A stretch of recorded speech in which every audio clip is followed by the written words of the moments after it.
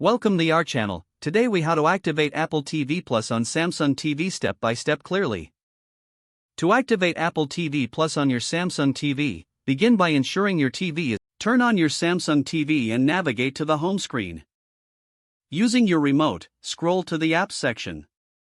In the Apps section, locate the search icon in the top right corner of the screen. Select the search icon and type Apple TV. Once you find the Apple TV app, select it to open the app page. Click on the Install button to download and install the Apple TV app on your TV. Once the installation is complete, open the Apple TV app. You will see the option to sign in or start a free trial if you don't have an account.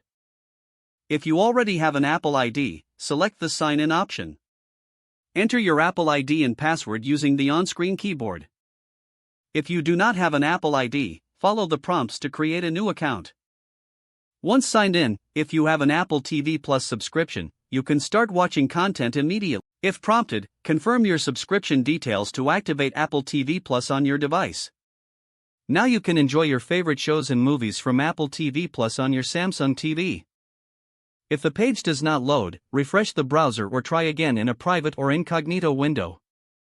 Make sure you are using the correct email address, then retype it carefully to avoid small typos. If your password is not accepted, use the reset option and create a new strong password you can remember. Check your spam folder for verification or security emails, then complete any requested confirmation steps. Enable two-factor authentication if available to improve account security and reduce unauthorized access risk. After signing in, review your profile details so your contact information and settings are accurate and current. If you see an error message, note it down and try again after restarting your device and internet connection.